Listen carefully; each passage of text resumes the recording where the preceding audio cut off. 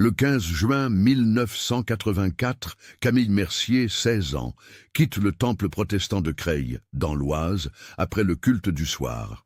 Sa bicyclette bleue sera retrouvée le lendemain matin, abandonnée près des berges de l'Oise, son panier encore rempli de partitions de piano. Camille ne rentrera jamais chez elle. 12 ans plus tard, lors de la démolition de l'ancienne maison paroissiale où vivait la famille Mercier, les ouvriers feront une découverte qui changera tout. Mais ce qui troublera le plus les enquêteurs, c'est la question qui hantera cette affaire depuis le premier jour. Comment le père de Camille, le pasteur Étienne Mercier, homme respecté de toute la communauté, est-il devenu le suspect numéro 1 aux yeux de la police? Et surtout, pourquoi sa propre femme refusera-t-elle de lui fournir un alibi pour cette nuit-là? Avant de continuer avec cette histoire troublante qui a déchiré une communauté entière, si vous appréciez les enquêtes sur des disparitions mystérieuses comme celle-ci, abonnez-vous à la chaîne et activez les notifications pour ne manquer aucune nouvelle affaire. Maintenant, découvrons comment tout a commencé dans cette famille qui semblait irréprochable. Creil, une ville industrielle située à une cinquantaine de kilomètres au nord de Paris, comptait environ 33 000 habitants au début des années 80. Traversée par l'Oise et l'Ourcq, la ville avait connu son apogée industriel au début du siècle avec ses ateliers ferroviaires et ses fabriques. En 1984, Creil portait encore les marques de cette prospérité passée, mais aussi les cicatrices de la crise économique qui frappait la région. Les grandes barres d'immeubles du plateau s'étendaient au nord, tandis que le centre-ville conservait son architecture des années 30, avec ses façades en briques rouges et ses toits d'ardoise. Le temple protestant se dressait rue Carnot, non loin de la gare, dans un bâtiment austère, aux murs de pierre grise, construit en 1892. La communauté réformée de Creil ne comptait qu'une centaine de fidèles réguliers, dispersés entre la ville elle-même et les communes environnantes comme Nogent-sur-Oise et Montataire. Dans une région majoritairement catholique, les protestants formaient une minorité soudée, où tout le monde se connaissait et où les nouvelles circulaient vite. Étienne Mercier était arrivé à Creil en 1978, à l'âge de 36 ans. Pour prendre la direction du temple après avoir exercé dans le Gard. Grand et mince, les cheveux déjà grisonnants malgré sa quarantaine, il portait systématiquement des costumes sombres et des cravates sobres. Son visage anguleux, marqué par des traits sévères, s'illuminait rarement d'un sourire. Diplômé de la faculté de théologie protestante de Montpellier, il prêchait avec une intensité qui impressionnait ses paroissiens. Ses sermons, toujours soigneusement préparés, duraient rarement moins d'une demi-heure et touchaient fréquemment aux questions de morale personnelle et de rigueur spirituelle. La communauté le respectait, même si certains le trouvaient un peu rigide. Monsieur Arnaud, médecin généraliste et ancien de l'Église, disait de lui qu'il était un homme de principes intransigeants, mais juste. Madame Beaumont, qui habitait juste en face de la maison paroissiale, le décrivait comme quelqu'un de distant, mais toujours poli. En 6 ans, Étienne avait stabilisé les effectifs du temple et attiré quelques nouvelles familles, notamment grâce à son épouse. Hélène Mercier, née Durand, venait d'une famille bourgeoise de Lyon. À 40 ans, elle conservait une élégance naturelle malgré la modestie de leur vie de pasteur. Professeure de piano, elle donnait des cours particuliers à domicile et accompagnait régulièrement les cantiques lors des cultes. Sa formation au Conservatoire de Lyon transparaissait dans sa posture toujours droite et ses gestes précis. Les élèves l'appréciaient pour sa patience et sa douceur, un contraste frappant avec la sévérité de son mari. Pourtant, en public, elle ne contredisait jamais Étienne et semblait souscrire entièrement à sa vision stricte de la foi et de l'éducation.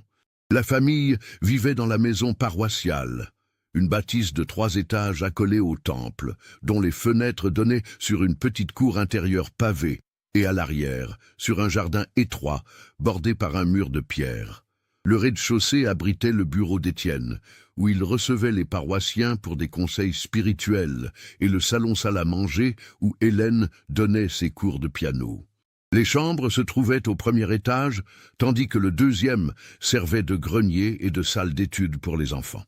Camille Mercier était née le 3 mars 1968 à Alès, peu avant le déménagement de la famille dans l'Oise. En 1984, elle venait de terminer sa classe de seconde au lycée Jules Zury, où elle obtenait d'excellentes notes, particulièrement en lettres et en histoire. Grande pour son âge, elle avait hérité des traits fins de sa mère et de la silhouette élancée de son père. Ses longs cheveux châtains, qu'elle portait souvent en tresse, encadraient un visage au regard intense et intelligent.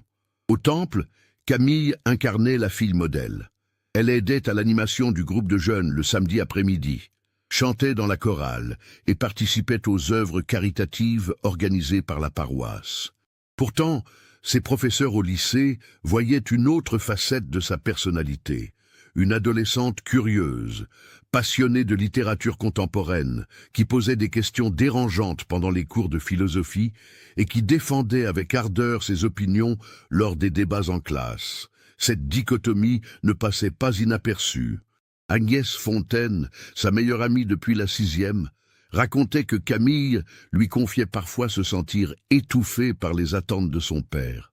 Au lycée, elle voulait participer aux sorties scolaires, aller au cinéma avec ses camarades, peut-être même assister au bal organisé par la municipalité. Mais Étienne refusait catégoriquement. Pour lui, ces activités exposaient les jeunes à de mauvaises influences. Camille devait rentrer directement après les cours, consacrer ses soirées à ses devoirs et à la pratique du piano et limiter ses fréquentations aux familles de la communauté protestante. Julien, le frère cadet de Camille, avait 13 ans en 1984. Plus discret que sa sœur, il semblait mieux accepter les règles strictes imposées par leur père.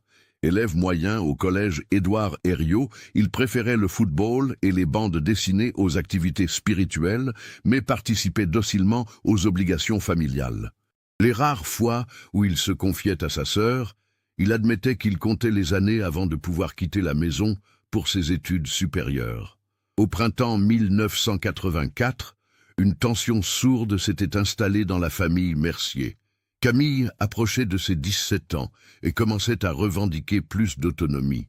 Elle voulait passer le permis de conduire dès qu'elle atteindrait l'âge légal, envisageait de partir étudier à Paris après le baccalauréat et surtout, elle avait développé un intérêt évident pour Rémi Lavigne.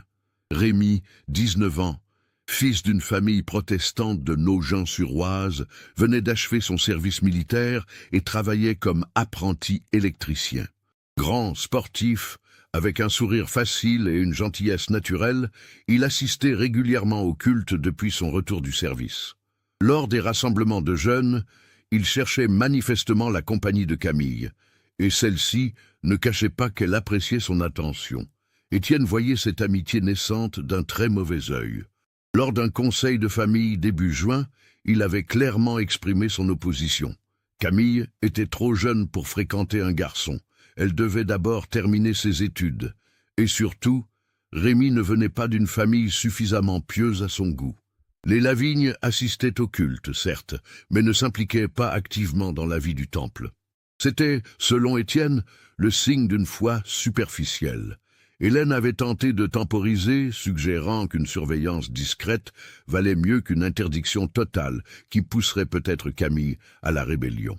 Mais Étienne était resté inflexible. Il avait même convoqué Rémi dans son bureau pour lui demander, sans détour, de garder ses distances avec sa fille. Cette confrontation, plusieurs paroissiens en avaient eu vent. Dans une petite communauté, les secrets tenaient rarement longtemps. Certains trouvaient qu'Étienne avait raison de protéger sa fille. D'autres murmuraient qu'il exagérait et risquait de provoquer exactement ce qu'il craignait. Le dimanche 15 juin 1984 commença comme tous les dimanches dans la famille Mercier. Levés à 7 heures, ils prirent le petit déjeuner ensemble dans la cuisine. Un repas sobre composé de pain, de beurre et de confiture maison, accompagné de café pour les adultes et de lait pour Julien. Étienne relisait mentalement son sermon tout en beurrant machinalement ses tartines. Hélène préparait les vêtements que chacun porterait pour le culte du matin. Camille, silencieuse, regardait par la fenêtre le ciel gris qui promettait de la pluie pour l'après-midi. Le culte de 10h30 rassembla environ 80 personnes, un nombre habituel pour un dimanche ordinaire. Étienne prêcha sur le thème du respect de l'autorité parentale, s'appuyant sur l'épître aux Éphésiens. Plusieurs fidèles remarquèrent que Camille, assise au premier rang entre sa mère et son frère, gardait les yeux baissés pendant tout le sermon. Rémi Lavigne, présent ce jour-là avec ses parents, était installé vers le fond du temple. Après le culte, comme chaque dimanche, plusieurs familles restèrent pour le café servi dans la salle communautaire attenante au temple. Hélène préparait toujours des gâteaux secs pour l'occasion. Ces moments de convivialité permettaient aux paroissiens d'échanger des nouvelles, de discuter des activités à venir, de maintenir les liens communautaires. Madame Beaumont, la voisine, se souvient d'avoir vu Camille, dans un coin de la salle, en grande conversation avec Agnès Fontaine. Les deux jeunes filles semblaient très absorbées par leur discussion. À un moment, Camille avait jeté un regard en direction de Rémi, qui parlait avec d'autres jeunes, puis avait rapidement détourné les yeux quand elle avait croisé le regard de son père. La famille rentra déjeuner vers 13h. Hélène avait préparé un rôti de veau avec des haricots verts, un repas dominical traditionnel. L'atmosphère était tendue. Étienne reprocha à Camille d'avoir semblé distraite pendant le culte. Camille répondit qu'elle avait écouté attentivement. Étienne insista, affirmant qu'une véritable écoute se voyait dans le regard et dans l'attitude. La discussion s'envenima légèrement avant qu'Hélène n'intervienne pour changer de sujet. Après le repas, Étienne se retira dans son bureau pour préparer le culte du soir, comme il le faisait chaque dimanche après-midi. Julien monta dans sa chambre pour lire. Hélène et Camille débarrassèrent la table et firent la vaisselle ensemble dans la cuisine. C'est là, selon le témoignage ultérieur d'Hélène, que sa fille lui confia qu'elle se sentait incomprise, qu'elle avait l'impression de ne jamais pouvoir satisfaire les exigences de son père, qu'elle étouffait dans cette vie où tout était contrôlé et prévu d'avance. Hélène avait essayé de la rassurer, lui expliquant que son père agissait ainsi par amour pour la protéger des dangers du monde. Camille avait répondu qu'elle avait 16 ans, qu'elle n'était plus une enfant, qu'elle voulait vivre, découvrir, choisir. Hélène lui avait demandé d'être patiente, que les choses s'arrangeraient peut-être avec le temps. Camille n'avait rien ajouté, mais son visage exprimait clairement le doute. Vers 15h, Camille monta dans sa chambre. Elle devait réviser pour un contrôle de mathématiques prévu le mardi. Hélène l'entendit jouer quelques notes au piano, installé au 2e étage, dans la salle d'études, puis plus rien. La maison était silencieuse, comme souvent le dimanche après-midi. À 18h30, Hélène appela tout le monde pour le goûter, un moment familial auquel Étienne tenait malgré l'âge des enfants. Camille descendit, but un bol de chocolat chaud en silence, grignota un biscuit. Julien essaya de plaisanter sur un match de football qu'il voulait suivre à la télévision, mais l'humeur générale restait morose. Le culte du soir était prévu à 19h30. Moins fréquenté que celui du matin, il rassemblait généralement entre 30 et 40 fidèles, les plus assidus. La famille traversa la petite cour intérieure pour rejoindre le temple à 19h20. Le ciel s'était couvert dans l'après-midi, mais la pluie annoncée n'était pas tombée. Une lumière grise et fade enveloppait les rues désertes. Le culte se déroula normalement. Étienne prêcha sur un passage du livre des Proverbes, une méditation sur la sagesse et la folie. Hélène accompagna les cantiques au piano installé près de la chaire. Camille chantait machinalement, son regard fixé sur les vitraux aux motifs géométriques qui ornaient les murs du temple. Le culte se termina à 20h40. Comme d'habitude, Étienne resta sur le parvis pour saluer chaque fidèle qui sortait. Hélène et Julien l'attendaient à l'intérieur. Camille, elle, était sortie parmi les premiers. Madame Fontaine, la mère d'Agnès, se souvient l'avoir vue enfourcher sa bicyclette bleue dans la rue Carnot. Il était environ 20h45. Camille portait un jean, un pullover blanc et un blouson en jean.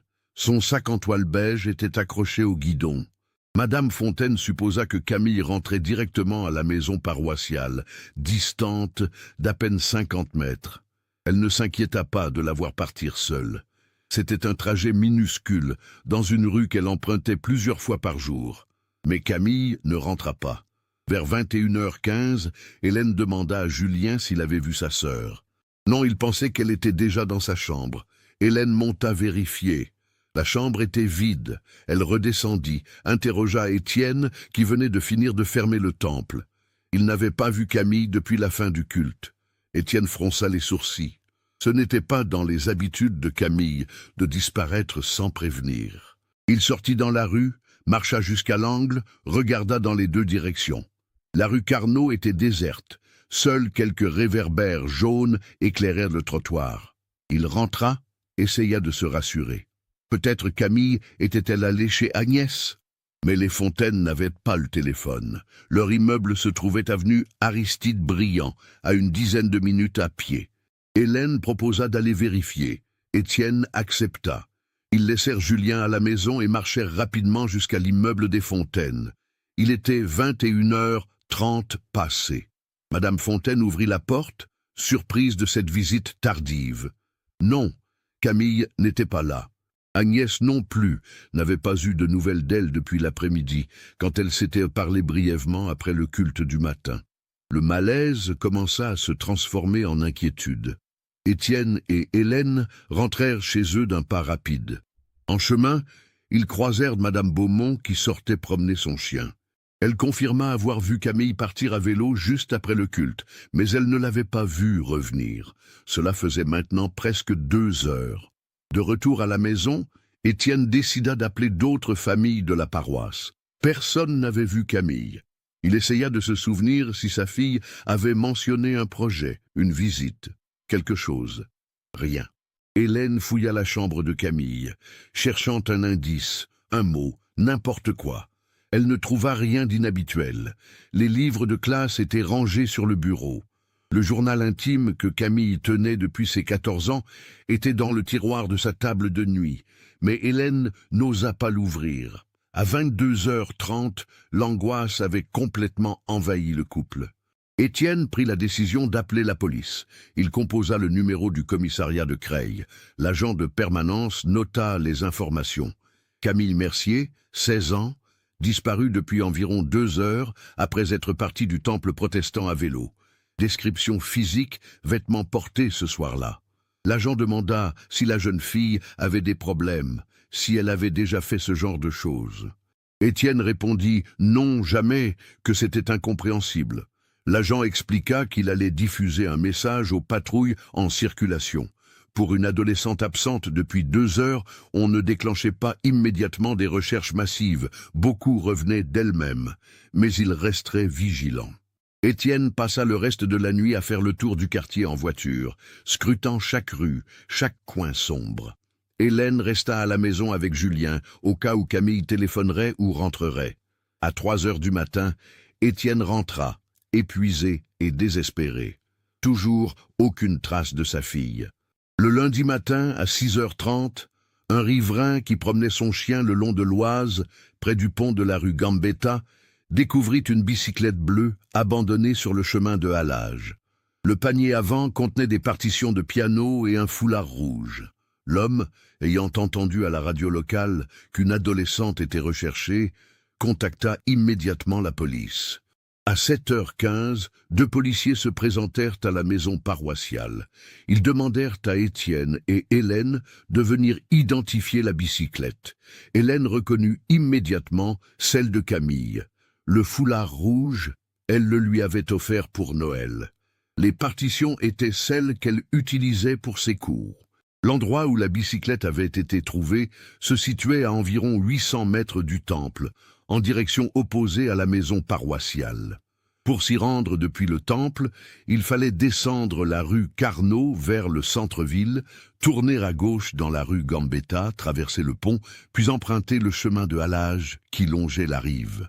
Ce n'était pas un trajet que Camille empruntait habituellement. La police commença immédiatement des recherches le long de l'Oise. Des plongeurs furent appelés pour inspecter le fleuve à proximité. Des maîtres chiens suivirent la piste olfactive depuis la bicyclette. Rien, aucune trace de Camille. C'était comme si elle s'était volatilisée après avoir abandonné son vélo. Les premiers jours qui suivirent le 15 juin 1984 furent marqués par une mobilisation intense. L'inspecteur Laurent Gauthier, 38 ans, récemment arrivé au commissariat de Creil après avoir servi à Beauvais, prit en charge l'enquête. Méthodique et expérimenté, il avait déjà traité plusieurs affaires de disparition, dont 2 s'étaient malheureusement conclues par la découverte de corps. Il savait que les premières 72 heures étaient cruciales. Des battues furent organisées dès le lundi après-midi. Des dizaines de bénévoles, membres de la communauté protestante mais aussi habitants du quartier, parcoururent systématiquement les berges de l'Oise, les espaces verts, les terrains vagues, les bâtiments abandonnés. La gare fut inspectée, les employés interrogés. Personne n'avait remarqué une jeune fille correspondant à la description de Camille le dimanche soir. L'inspecteur Gauthier interrogea longuement Étienne et Hélène. Il leur demanda de reconstituer minute par minute la journée du 15 juin. Il voulut savoir si Camille avait des problèmes à l'école, si elle consommait de l'alcool ou des drogues, si elle avait un petit ami, si elle s'était déjà enfuie auparavant. Étienne répondit à toutes les questions avec une précision presque mécanique, mais l'inspecteur nota une certaine rigidité dans son attitude, une difficulté à exprimer des émotions. Hélène, en revanche, pleurait régulièrement pendant l'interrogatoire. Elle raconta la conversation qu'elle avait eue avec Camille le dimanche après-midi dans la cuisine. Elle mentionna que sa fille se sentait étouffée par les règles strictes de la maison. Gauthier demanda à Étienne de préciser ces règles. Le pasteur expliqua qu'il élevait ses enfants dans les principes de la foi protestante, que cela impliquait une discipline morale ferme, mais qu'il n'y avait rien d'excessif dans son éducation. L'inspecteur interrogea également Julien. Le garçon de 13 ans semblait sous le choc. Il confirma que sa sœur se plaignait parfois des restrictions imposées par leur père, mais il n'imaginait pas qu'elle puisse fuguer. Elle n'en avait jamais parlé. Elle était plutôt du genre à se conformer, même si elle n'était pas d'accord. Agnès Fontaine fut convoquée au commissariat le mardi 17 juin. Elle révéla des informations qui firent basculer l'orientation de l'enquête. Selon elle, Camille était amoureuse de Rémi Lavigne, et ce sentiment était réciproque. Les 2 jeunes gens s'étaient parlé plusieurs fois après les cultes, avaient échangé quelques lettres en cachette. Camille rêvait de pouvoir sortir librement avec lui, d'aller au cinéma, de vivre une histoire normale. Mais elle savait que son père s'y opposait farouchement. Agnès rapporta également une confidence troublante. Le samedi 14 juin, la veille de la disparition, Camille lui avait dit au téléphone qu'elle ne supportait plus la situation, qu'elle devait faire quelque chose, qu'elle ne pouvait pas continuer à vivre ainsi. Agnès n'avait pas compris exactement ce que son amie voulait dire. Elle pensait que Camille parlait simplement d'une confrontation avec son père, pas de quelque chose de plus radical. Rémi Lavigne fut interrogé à son tour le mercredi 18 juin. Il admit immédiatement ses sentiments pour Camille. Il raconta que le pasteur Mercier l'avait convoqué début juin pour lui ordonner de s'éloigner de sa fille. Rémi avait protesté, affirmant que ses intentions étaient honorables, qu'il respectait Camille et voulait simplement apprendre à la connaître. Mais Étienne avait été inflexible. Il avait menacé Rémi de parler à ses parents, de créer des problèmes, si le jeune homme persistait. Rémi avoua qu'il avait continué à voir Camille en secret. Ils s'étaient retrouvés 2 fois après les cultes du dimanche, marchant ensemble pendant une 20aine de minutes avant que Camille ne rentre chez elle. La dernière fois, c'était justement le 8 juin, 1 semaine avant la disparition.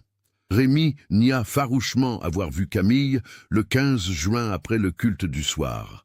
Il était rentré directement chez lui, à Nogent-sur-Oise, avec ses parents. Ceux-ci confirmèrent son alibi.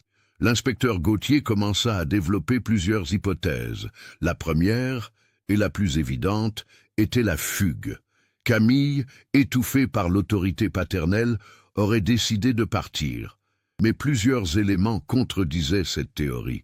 Elle n'avait emporté aucune affaire personnelle, pas d'argent supplémentaire, pas de vêtements de rechange.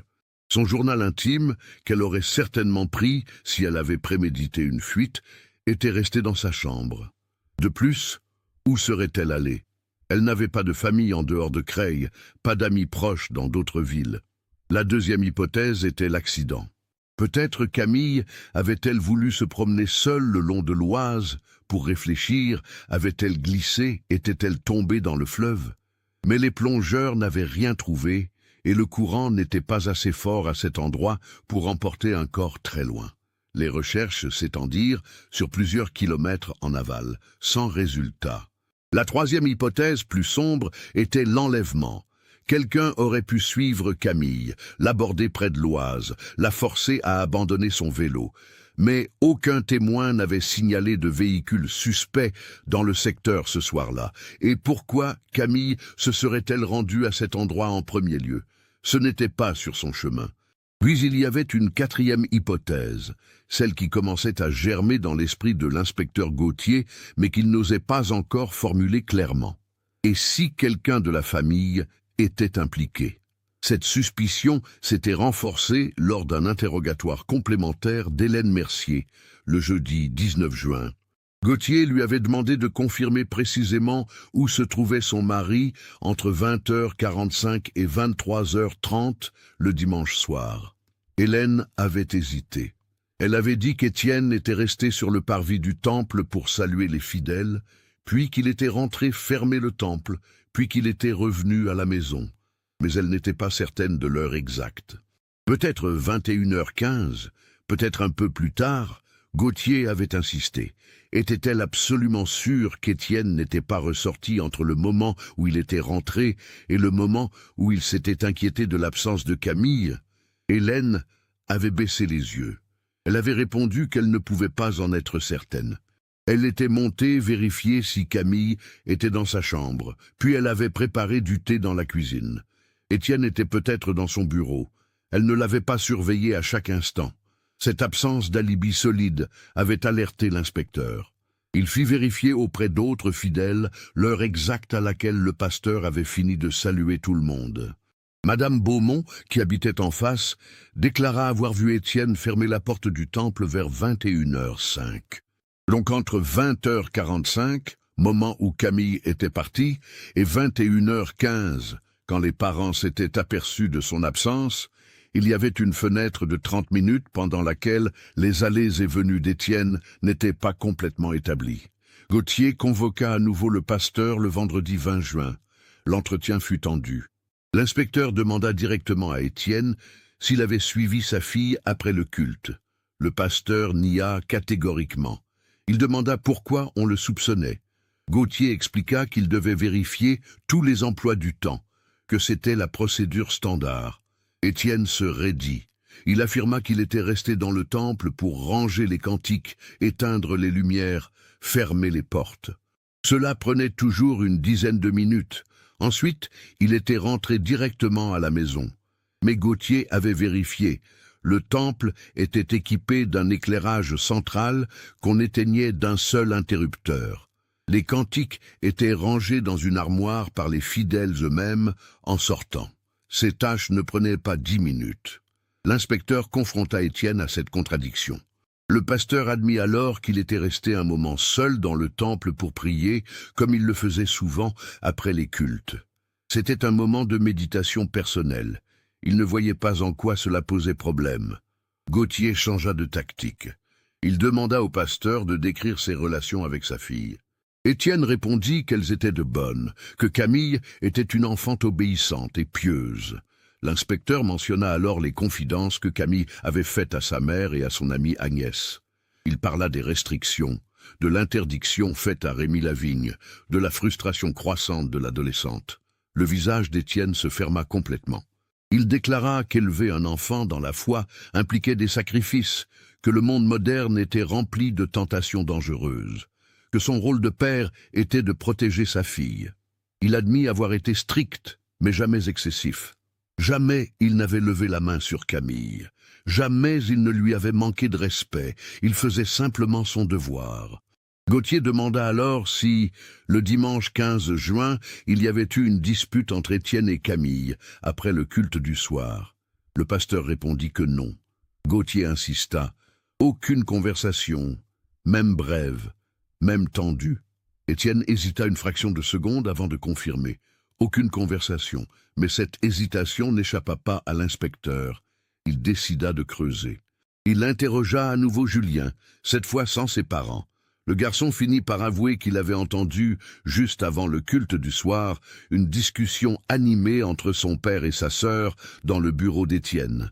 Il n'avait pas compris tous les mots, mais il avait perçu la colère dans la voix de son père et les pleurs de Camille. Cela avait duré peut-être 5 minutes. Ensuite, Camille était montée dans sa chambre, puis toute la famille était allée au temple comme prévu. Confronté à cette nouvelle information, Étienne admit finalement qu'il y avait effectivement eu une brève discussion avec Camille avant le culte. Elle lui avait demandé la permission d'aller au cinéma avec Agnès le samedi suivant. Il avait refusé. Elle avait insisté. Il avait haussé le ton. Elle s'était mise à pleurer. Puis elle s'était calmée et ils étaient allés au culte. Ce n'était rien de grave selon lui. Une simple friction comme il y en avait dans toutes les familles. Mais pour l'inspecteur Gauthier, ces révélations successives, ces détails que le pasteur semblait vouloir cacher, ces contradictions dans son emploi du temps, tout cela formait un faisceau troublant. Le comportement d'Étienne ne ressemblait pas à celui d'un père désespéré dont la fille a disparu. Il y avait quelque chose de contrôlé, presque de glacial, dans sa manière de répondre aux questions. Le week-end des 22 et 23 juin, la presse locale commença à s'emparer de l'affaire. Le Courrier Picard publia un article sur la disparition de Camille, mentionnant que la police poursuivait ses investigations et que toute personne ayant des informations était priée de se manifester. L'article évoquait brièvement le contexte familial strict, mais ne mentionnait pas explicitement les soupçons pesant sur le père. Pourtant, dans la communauté protestante de Creil, les rumeurs commençaient à circuler. On savait que le pasteur avait été interrogé plusieurs fois. On savait qu'il n'avait pas d'alibi solide pour la soirée du 15 juin.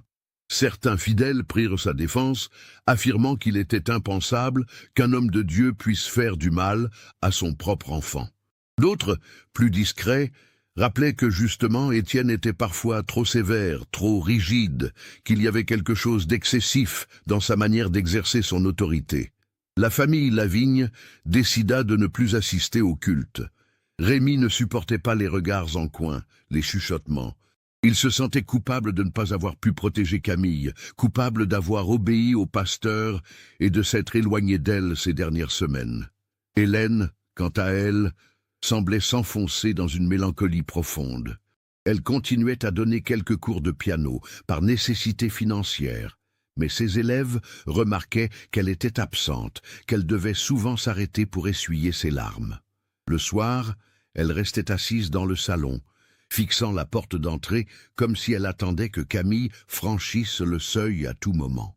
Julien, lui, fut envoyé passer l'été chez sa grand-mère maternelle à Lyon. Hélène pensait qu'il valait mieux l'éloigner de cette atmosphère oppressante.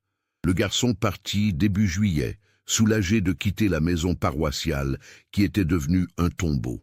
Les semaines passèrent sans nouvelles pistes.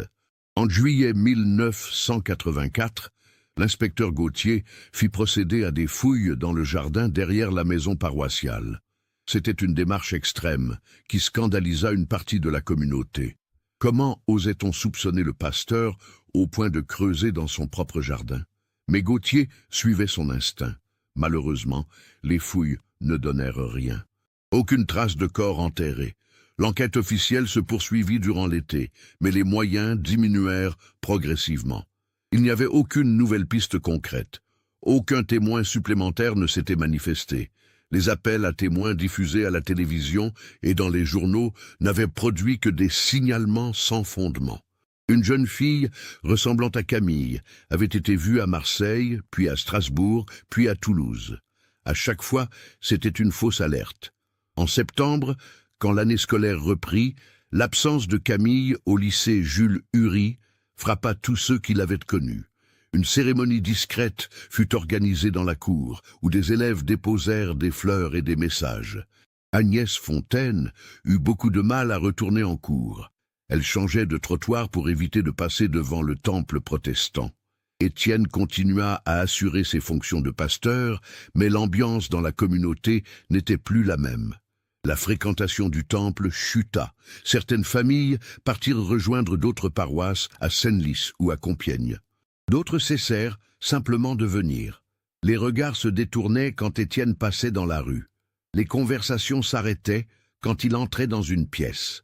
En octobre 1984, l'enquête fut officiellement classée sans suite, faute d'éléments nouveaux. Le procureur déclara que toutes les pistes avaient été explorées, que malheureusement, dans l'état actuel des investigations, il était impossible de déterminer ce qui était arrivé à Camille Mercier. Le dossier restait ouvert et toute nouvelle information serait prise en compte, mais les recherches actives étaient suspendues. Cette annonce brisa définitivement Hélène. Elle qui avait conservé un infime espoir que sa fille soit encore vivante quelque part, qu'elle revienne un jour, comprit que les autorités avaient renoncé. Elle cessa de donner des cours de piano en novembre. Elle sortait à peine de la maison. Elle ne parlait presque plus, même à son mari. Les années suivantes furent marquées par un lent délitement de la famille Mercier. Julien, qui avait réintégré le domicile familial pour l'année scolaire 1984-1985, vivait dans un silence pesant. Il évitait le plus possible son père. Les repas familiaux se déroulaient dans un mutisme oppressant. Personne ne mentionnait le nom de Camille, mais sa présence fantomatique hantait chaque pièce. En juin 1986, Julien passa son brevet des collèges. Il annonça alors à ses parents qu'il partirait en pension à Lyon pour le lycée. Hélène n'eut pas la force de s'y opposer. Étienne fit quelques tentatives pour le retenir, mais Julien fut inflexible. Il ne supportait plus de vivre dans cette maison. À 15 ans, il partit donc chez sa grand-mère maternelle. Hélène sombra dans une dépression clinique. Elle fut hospitalisée plusieurs semaines à l'automne 1986. Les médecins diagnostiquèrent un état dépressif majeur avec idées suicidaires. Elle fut mise sous traitement médicamenteux lourd. Quand elle rentra à la maison, elle était l'ombre d'elle-même. La communauté protestante de Creil demanda en 1987 au consistoire régional de nommer un nouveau pasteur. Étienne refusa de démissionner. Il affirma qu'il n'avait rien à se reprocher, que quitter son poste reviendrait à admettre une culpabilité qu'il ne ressentait pas. Le consistoire se trouva dans une situation délicate. Aucune preuve formelle n'existait contre Étienne Mercier. Il n'avait jamais été inculpé. Juridiquement, il ne pouvait pas le démettre de ses fonctions sans motif valable. Finalement, un compromis fut trouvé. Un pasteur assistant fut nommé pour seconder Étienne. Dans les faits, c'est ce jeune pasteur, David Garnier, qui assura progressivement l'essentiel des cultes et des activités paroissiales. Étienne devint une figure de plus en plus marginale dans sa propre église. En 1989, Julien, âgé de 18 ans, quitta Lyon pour entrer à l'université Paul Valéry à Montpellier, où il entreprit des études de sociologie. Il ne reviendra à Creil que pour de brèves visites, de plus en plus espacées. Sa relation avec son père était devenue inexistante. Il rendait visite à sa mère, qu'il trouvait chaque fois un peu plus absente, un peu plus perdue dans ses souvenirs. Les années 90 marquèrent une période d'oubli relatif. L'affaire Camille Mercier était devenue un sujet dont on ne parlait plus guère à Creil. Une nouvelle génération d'habitants, qui n'avaient pas connu la disparition, repeuplait les quartiers. Le temple protestant, sous la direction effective du pasteur Garnier, retrouva une certaine vitalité, attirant de nouvelles familles qui ignoraient tout du drame qui s'était joué entre ses murs. Étienne et Hélène vivaient reclus dans la maison paroissiale. Le consistoire leur permettait d'y rester par charité, bien qu'Étienne n'exerce plus réellement ses fonctions. Le couple ne se parlait presque plus. Ils cohabitaient comme deux étrangers, chacun enfermé dans sa douleur, dans ses questions sans réponse. Hélène avait transformé la chambre de Camille en sanctuaire. Rien n'avait été touché depuis juin 1984. Les livres de classe étaient toujours sur le bureau. Les vêtements pendèrent dans l'armoire. Le lit était fait. Les oreillers disposés exactement comme Camille les laissait. Hélène y entrait chaque jour, s'asseyait sur le lit, caressait les objets, pleurait silencieusement. Étienne, lui, s'était réfugié dans l'étude théologique. Il passait ses journées dans son bureau à lire des commentaires bibliques, à rédiger des sermons que personne n'entendrait jamais. Il avait vieilli brutalement. Ses cheveux étaient devenus complètement blancs. Son visage s'était creusé. Il marchait voûté, comme écrasé par un poids invisible. En 1995, l'inspecteur Laurent Gauthier prit sa retraite. L'affaire Mercier l'avait hanté durant toute sa carrière. Il était convaincu de connaître la vérité, mais sans preuve, sans corps, sans aveu. Il n'avait jamais pu boucler ce dossier. En partant, il confia à son successeur « Camille Mercier n'a pas disparu par accident. Quelqu'un sait ce qui s'est passé cette nuit-là, et ce quelqu'un vit peut-être encore dans cette maison. » Au printemps 1996, le consistoire protestant décida de procéder à d'importants travaux de rénovation dans le temple et la maison paroissiale. Les bâtiments, qui dataient de la fin du XIXe siècle, nécessitaient une remise aux normes électriques et une réfection complète de la toiture. Le coût était élevé, mais la communauté avait réussi à rassembler les fonds nécessaires grâce à des dons et à une subvention municipale. Pour Étienne et Hélène, cela signifiait qu'ils devaient temporairement quitter la maison paroissiale le temps des travaux les plus importants. Le consistoire leur trouva un petit appartement à louer rue Feyderbe, à quelques centaines de mètres. Le déménagement eut lieu fin avril. Hélène accepta de partir, à condition que la chambre de Camille reste fermée à clé et que personne n'y touche. Les travaux commencèrent début mai 1996. Une entreprise de Beauvais fut chargée de la rénovation. Le contremaître, M. Christophe Delorme, était un homme méticuleux qui supervisait chaque détail.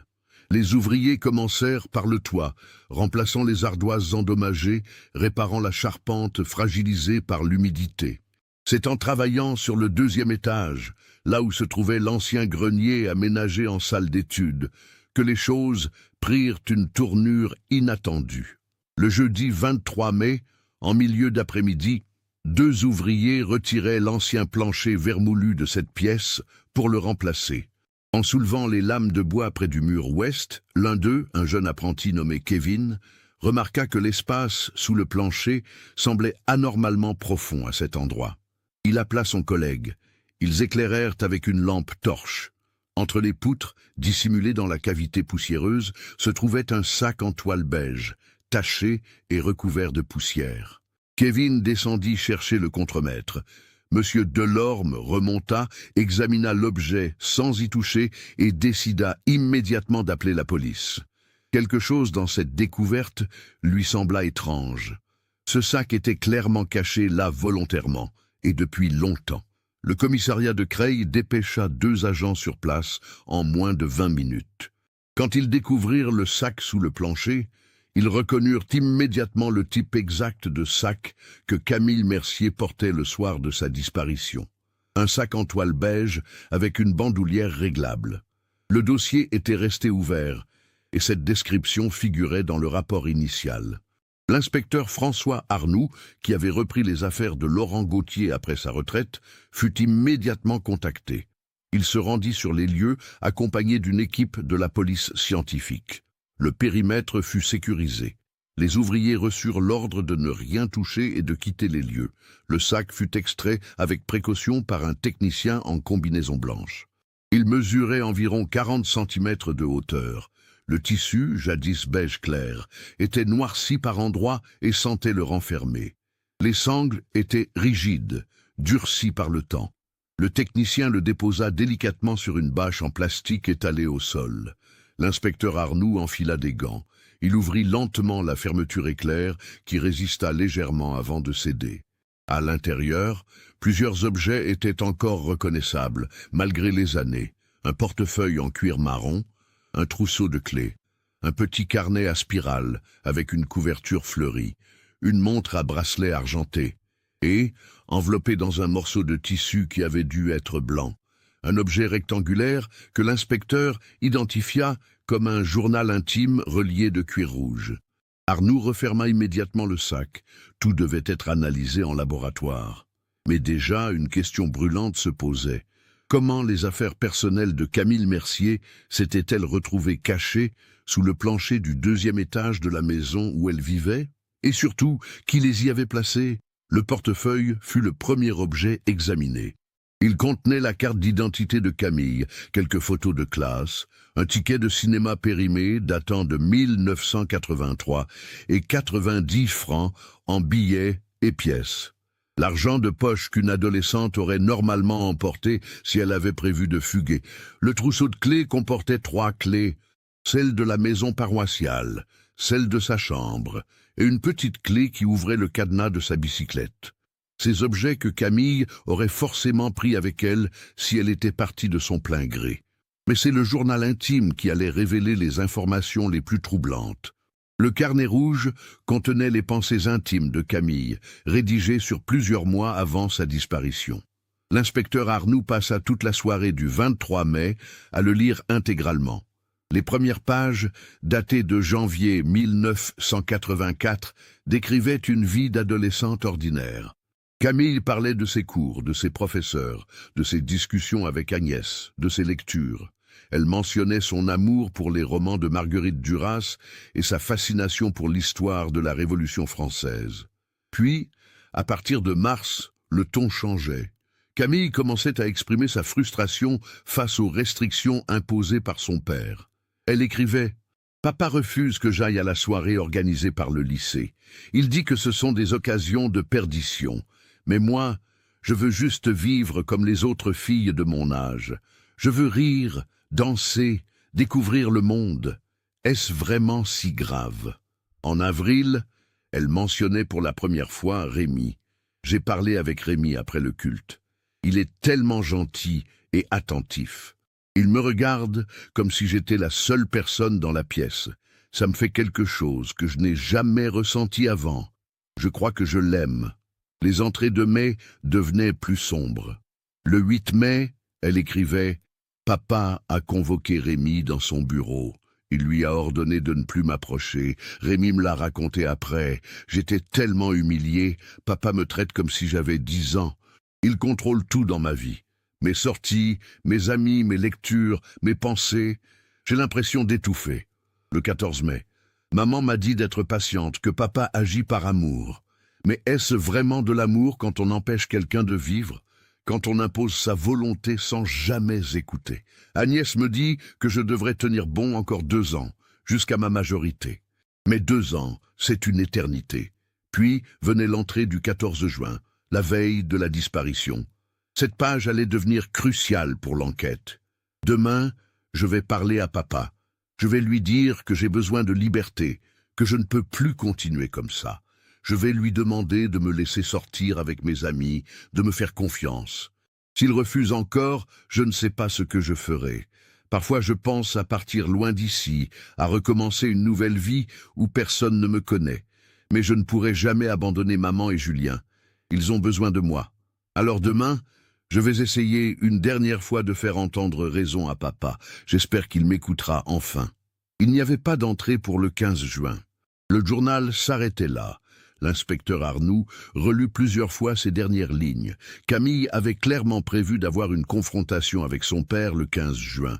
Et selon les témoignages recueillis en 1984, il y avait bien eu une discussion tendue entre eux avant le culte du soir. Étienne avait d'abord nié cette conversation, puis avait minimisé son importance. Mais le plus troublant restait la présence de ces objets personnels cachés sous le plancher. Comment étaient-ils arrivés là? Arnoux élabora plusieurs scénarios. Premier scénario. Camille elle-même aurait caché ses affaires avant de partir, peut-être dans l'intention de revenir les chercher plus tard. Mais pourquoi cacher son argent et ses clés si elle prévoyait de fuguer? Et pourquoi sous le plancher du 2e étage, un endroit peu accessible? Deuxième scénario. Quelqu'un d'autre avait caché ses objets après la disparition de Camille. Mais qui et pourquoi? Pour faire disparaître des preuves. Quelles preuves? Le lendemain matin, le 24 mai, Arnoux convoqua Étienne et Hélène Mercier au commissariat. Ils furent reçus séparément. Hélène arriva la première, accompagnée de son fils Julien, qui était monté de Montpellier dès qu'il avait appris la découverte. Quand Arnoux lui montra le sac et son contenu, Hélène éclata en sanglots. Elle reconnut immédiatement les affaires de sa fille. Elle prit le journal intime dans ses mains tremblantes, le porta à son visage comme pour y retrouver l'odeur de Camille. L'inspecteur dut lui demander avec douceur de reposer l'objet, car c'était une pièce à conviction. Arnoux questionna Hélène sur l'accès au deuxième étage, qui montait régulièrement dans cette pièce. Hélène expliqua que c'était la salle d'études des enfants. Camille et Julien y faisaient leurs devoirs. Le piano sur lequel Camille s'exerçait s'y trouvait également. Étienne y montait rarement, sauf pour vérifier que les enfants travaillaient bien. Elle-même n'y allait qu'occasionnellement pour faire le ménage. L'inspecteur demanda alors directement « Madame Mercier, pensez-vous que votre mari pourrait avoir caché ces objets sous ce plancher ?» Le silence qui suivit fut long et pesant. Hélène regardait ses mains jointes sur ses genoux. Finalement, elle murmura « Je ne sais pas, je ne sais plus rien ». Julien, qui assistait à l'interrogatoire, intervint alors. « Inspecteur, il faut que je vous dise quelque chose que je n'ai jamais révélé à personne. » Sa voix tremblait légèrement. Le soir où Camille a disparu, je n'ai pas dit toute la vérité. J'avais 13 ans, j'avais peur, je ne voulais pas créer de problèmes à ma famille. Mais maintenant, 12 ans plus tard, je ne peux plus garder ça pour moi.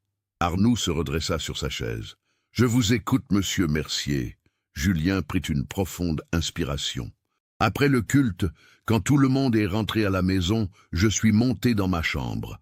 Ma fenêtre donne sur la cour intérieure entre le temple et la maison. Vers 21h15, peut-être 20h, j'ai entendu des voix qui criaient. Je me suis approché de la fenêtre. J'ai vu mon père et ma sœur dans la cour. Ils se disputaient. Camille pleurait. Papa la tenait par le bras.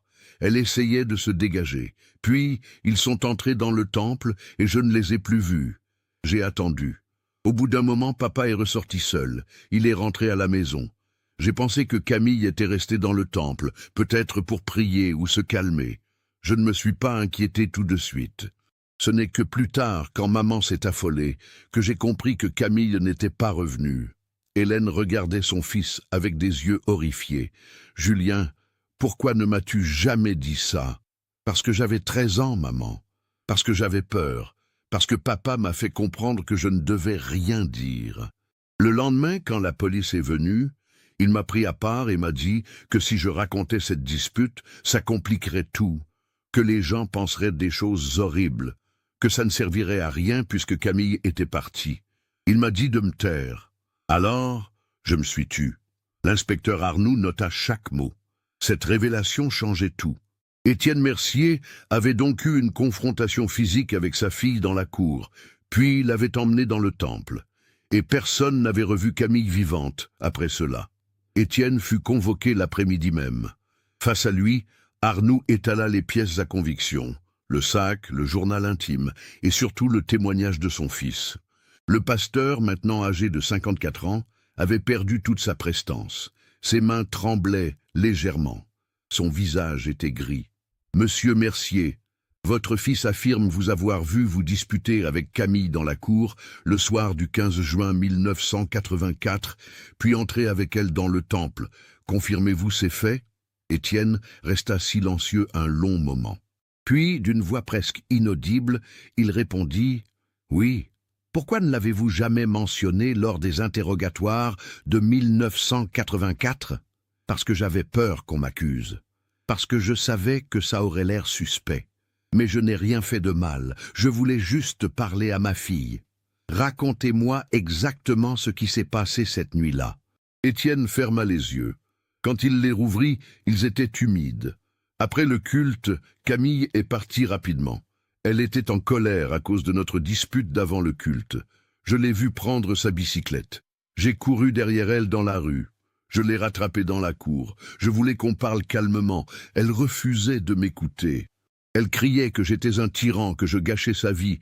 Je l'ai prise par le bras, je l'ai suppliée d'arrêter de crier, de venir avec moi dans le temple pour qu'on discute tranquillement. Elle a fini par accepter. Et ensuite, on est entré dans le temple. On s'est assis sur les bancs du premier rang. J'ai essayé de lui expliquer que je ne voulais que son bien, que le monde extérieur était dangereux, qu'elle était trop jeune pour comprendre. Elle m'a dit que je ne lui faisais pas confiance, que j'étouffais tout ce qu'il y avait de vivant en elle. Elle m'a dit qu'elle ne pouvait plus vivre comme ça. Puis elle s'est levée et elle est partie. Elle a couru vers la sortie. Je l'ai appelée, mais elle ne s'est pas retournée. C'est la dernière fois que je l'ai vue. Quelle heure était-il? Je ne sais pas exactement. Peut-être 21h10, 21h15. Et vous êtes rentré chez vous immédiatement après? Non, je suis resté dans le temple. J'étais bouleversé, j'ai prié, j'ai pleuré. Je me disais que j'avais échoué en tant que père. Je suis resté là peut-être 20 minutes, une demi-heure. Puis je suis rentré à la maison. Pourquoi avez-vous caché le sac de Camille sous le plancher? Le silence se fit. Étienne regarda l'inspecteur avec des yeux écarquillés. Je n'ai rien caché. Je ne savais même pas que ce sac était là. Votre fils dit que vous l'avez menacé pour qu'il se taise. Vous l'avez manipulé pour protéger un secret. Quel secret, monsieur Mercier? Je n'ai pas de secret. Je voulais juste protéger ma famille de soupçons injustifiés. Je savais que si on apprenait que j'avais eu une dispute avec Camille juste avant sa disparition, tout le monde penserait que j'étais responsable. Mais je ne lui ai fait aucun mal. Elle est partie vivante du temple. Je le jure devant Dieu. L'inspecteur Arnoux n'était pas convaincu. Les pièces du puzzle commençaient à s'assembler, mais il manquait encore l'élément crucial. Où était Camille? Dans les jours qui suivirent, la police scientifique analysa minutieusement chaque centimètre de la maison paroissiale et du temple. Des chiens renifleurs, spécialisés dans la détection de restes humains, furent amenés. Ils marquèrent un intérêt particulier pour une zone dans la cave du temple, une pièce voûtée qui servait autrefois de crypte et qui était maintenant utilisée comme débarras. Le 29 mai 1996, une équipe commença à fouiller méthodiquement cette cave. Le sol était en terre battue, recouvert par endroits de vieilles dalles de pierre disjointes. Les murs suintaient d'humidité. Des étagères métalliques rouillées supportaient des cartons de vieux cantiques et des objets liturgiques hors d'usage. C'est en déplaçant une étagère particulièrement lourde, installée contre le mur sud, que les techniciens remarquèrent quelque chose d'anormal. Le sol à cet endroit présentait un affaissement léger. La terre semblait avoir été remuée, puis tassée. Un géoradar fut utilisé pour sonder le sous-sol. L'appareil détecta une anomalie à environ 1,20 m de profondeur. L'ordre fut donné de creuser. Le 30 mai, en début d'après-midi, les pelles attaquèrent la terre compacte.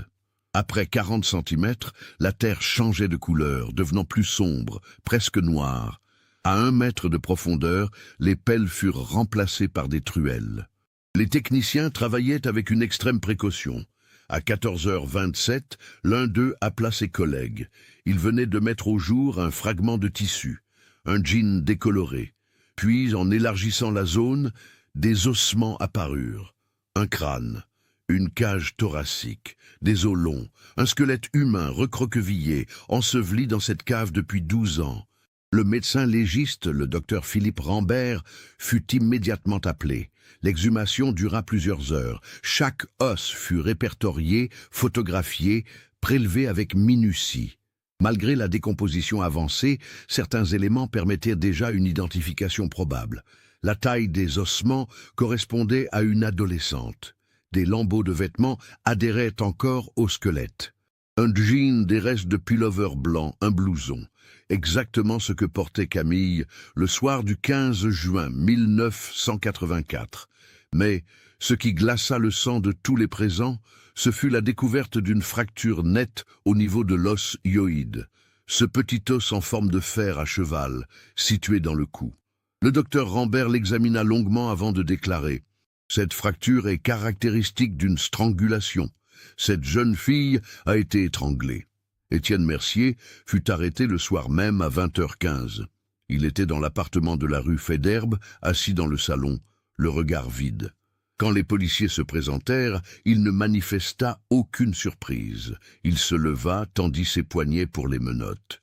Hélène, effondrée dans un fauteuil, ne fit aucun geste pour le retenir.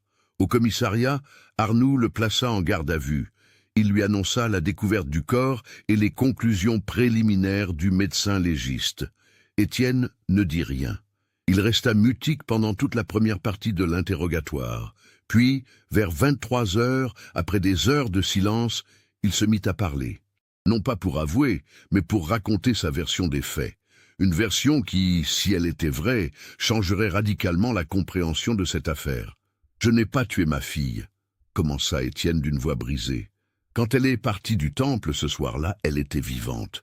Je le jure, mais je sais qui l'a tuée. Je l'ai toujours su. Et j'ai gardé ce secret pendant 12 ans parce que je ne pouvais pas affronter la vérité. » L'inspecteur Arnoux se pencha en avant. « De qui parlez-vous ?»« De ma femme, d'Hélène. » Un silence stupéfait emplit la salle d'interrogatoire.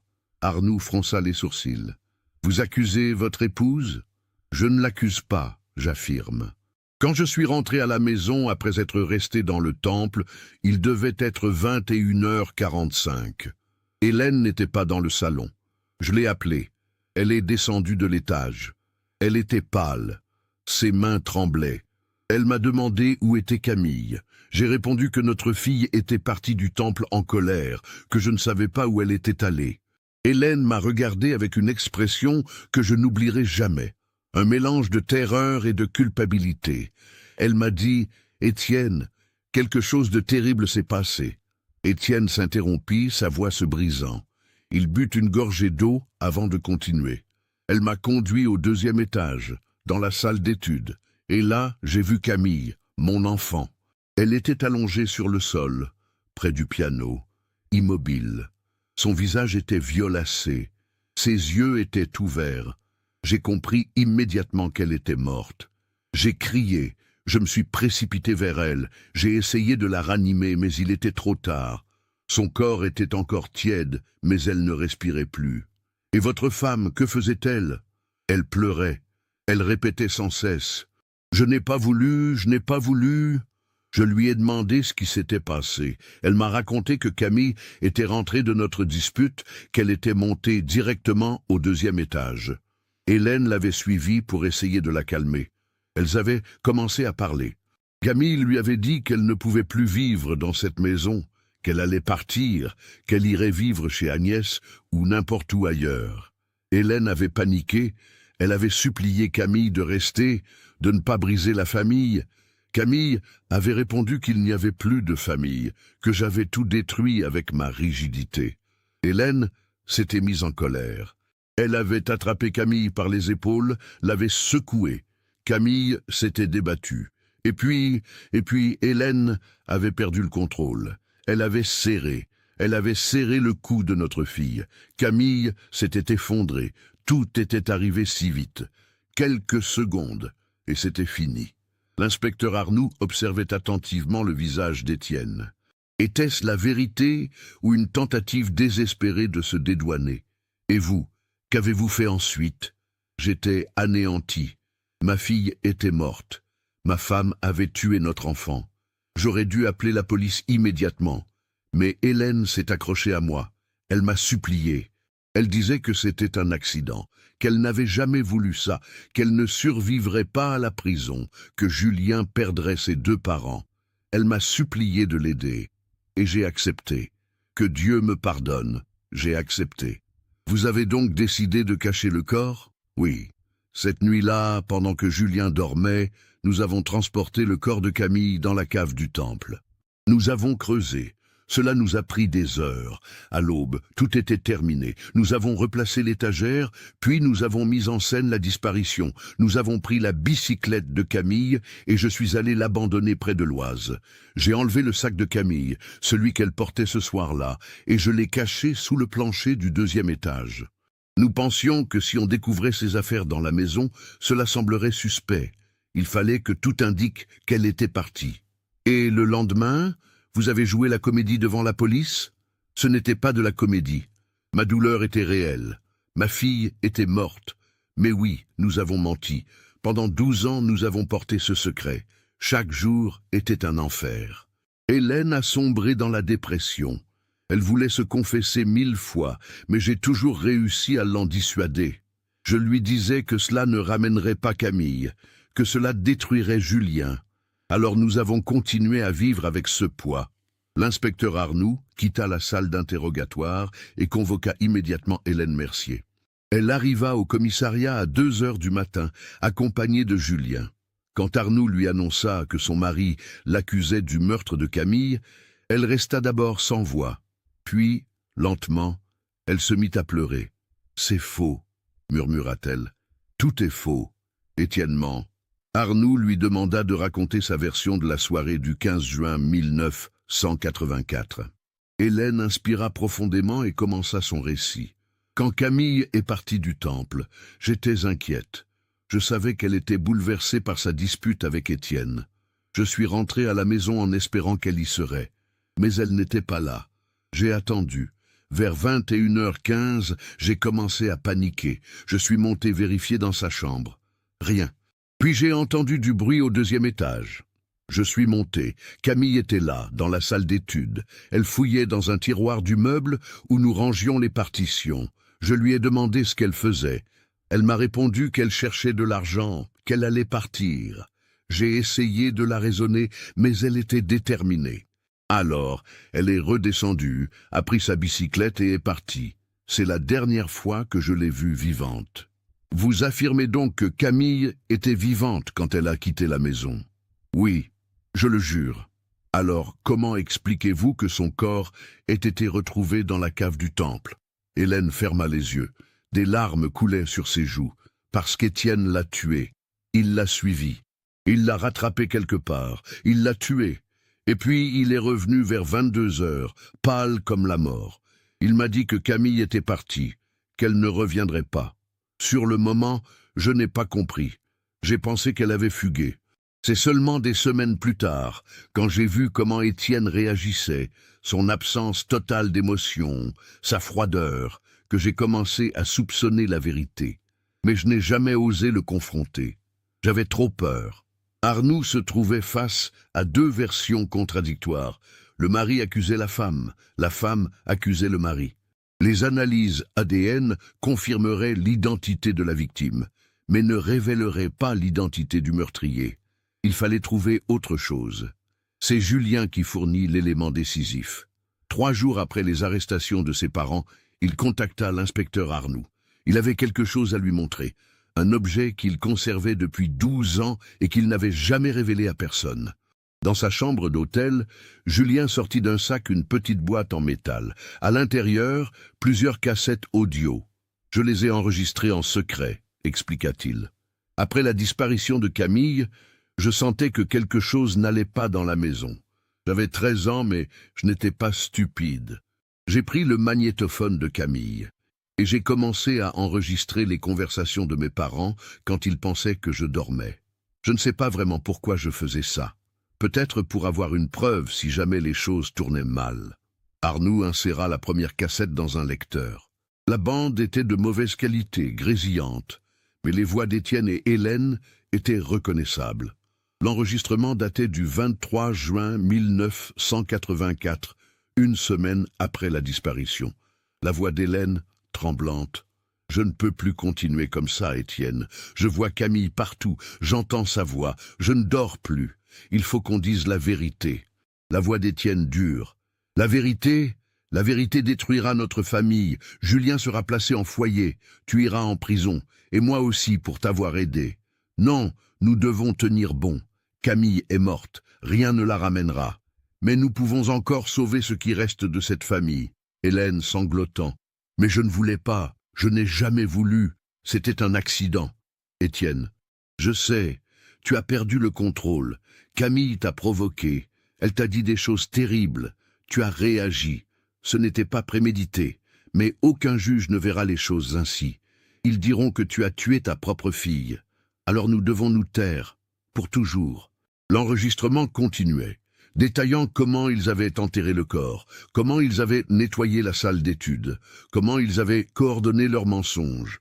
La voix d'Étienne était celle d'un homme qui organisait, qui planifiait, qui protégeait. La voix d'Hélène était celle d'une femme brisée, submergée par la culpabilité. Il y avait 4 cassettes en tout, enregistrées sur plusieurs semaines. Chacune confirmait la même histoire. Hélène avait tué Camille dans un moment de colère incontrôlable. Étienne avait couvert le crime pour protéger sa femme et préserver ce qui restait de leur famille. Confrontée à ces enregistrements, Hélène s'effondra. Elle avoua tout.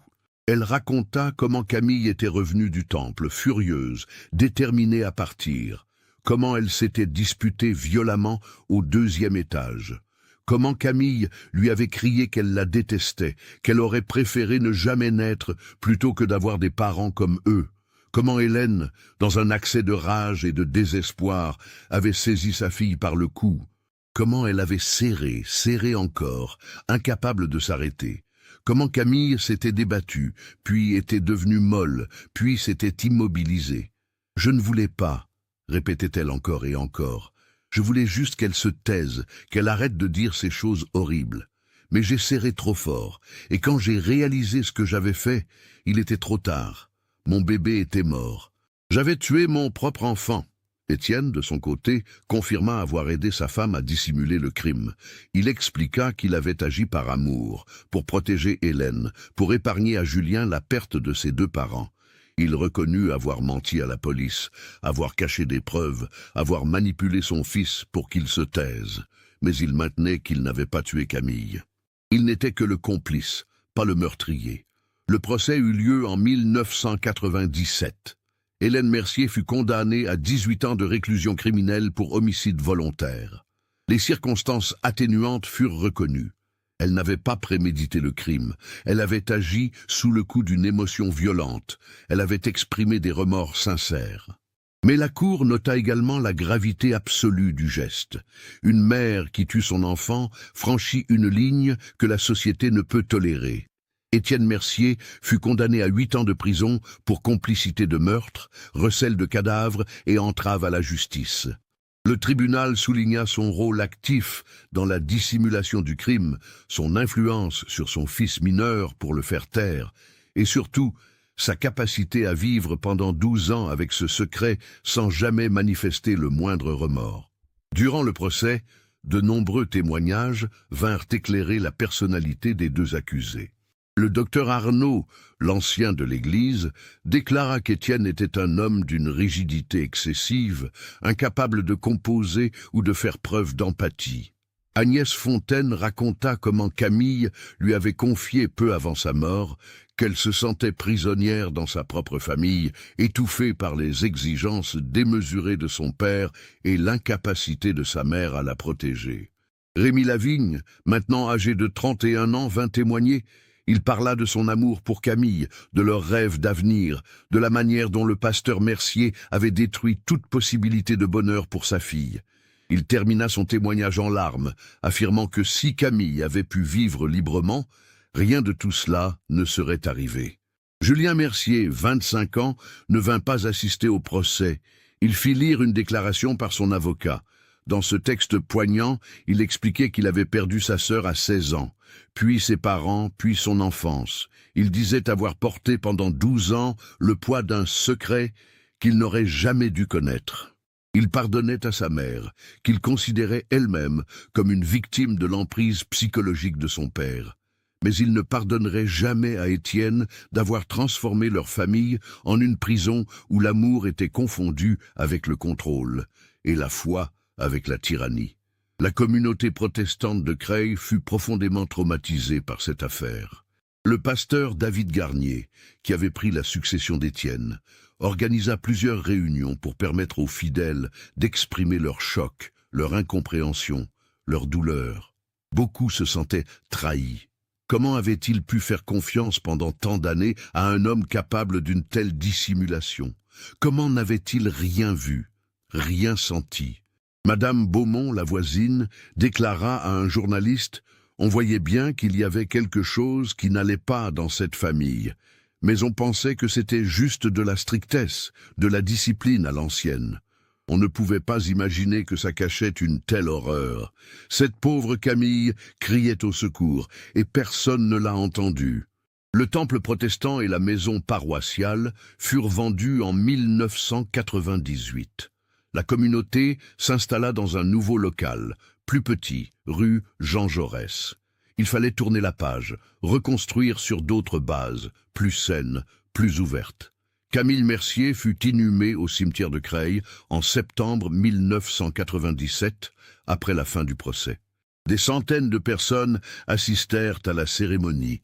Agnès Fontaine lut un poème qu'elle avait écrit pour son ami. Rémi Lavigne déposa une rose rouge sur le cercueil.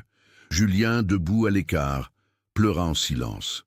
Sur la pierre tombale, une inscription simple. Camille Mercier, 1968-1984. Tu voulais vivre libre. Tu resteras libre dans nos cœurs. L'inspecteur Laurent Gauthier, retraité, vint également assister à l'enterrement. Il s'approcha de la tombe après la cérémonie et murmura « Je savais que tu étais là, petite. Je savais que quelqu'un te cachait. Pardon d'avoir mis si longtemps à te trouver. » Hélène Mercier purge actuellement sa peine à la maison centrale de Rennes. Elle a bénéficié d'un suivi psychologique intensif et a exprimé à plusieurs reprises son profond remords. Elle a écrit de nombreuses lettres à Julien, qui les a toutes retournées sans les ouvrir. Elle mourra probablement en prison, le poids de son geste l'ayant définitivement brisé. Étienne Mercier est sorti de prison en 2005 après avoir purgé sa peine. Il vit aujourd'hui seul dans un petit appartement à Beauvais. Il ne prêche plus, n'a plus aucun contact avec la communauté protestante. Il a vieilli prématurément, le dos voûté, le regard éteint. Il erre dans les rues comme un fantôme, portant sur ses épaules le poids de ses choix. Julien Mercier est devenu sociologue, spécialisé dans l'étude des familles dysfonctionnelles et des mécanismes d'emprise psychologique. Il a écrit un livre, publié en 2003, intitulé « Les enfants du silence », où il raconte sans nommer sa famille son expérience personnelle. Le livre connut un certain succès et permit à de nombreuses victimes de violences psychologiques de mettre des mots sur leurs souffrances. Ce cas nous montre comment l'autorité parentale, lorsqu'elle devient tyrannique, peut détruire ceux qu'elle prétend protéger. Camille Mercier voulait simplement vivre comme n'importe quelle adolescente de 16 ans. Elle voulait rire, aimer, choisir son chemin. Mais enfermée dans un cadre trop rigide, étouffée par des exigences impossibles, elle a fini par se rebeller. Et cette rébellion lui a coûté la vie. Qu'avez-vous pensé de cette histoire ? Aviez-vous deviné qui était vraiment responsable ? Pensez-vous que le pasteur Étienne Mercier aurait dû être condamné plus sévèrement pour son rôle dans cette tragédie ? Partagez vos réflexions dans les commentaires. Si vous avez été touché par ce récit, n'oubliez pas de vous abonner à la chaîne et d'activer les notifications pour ne manquer aucun de nos prochains cas. Laissez un like si cette enquête vous a marqué. Et partagez cette vidéo avec quelqu'un qui s'intéresse aux affaires criminelles réelles. Ensemble, continuons à donner une voix à ceux qui n'ont pas pu se faire entendre.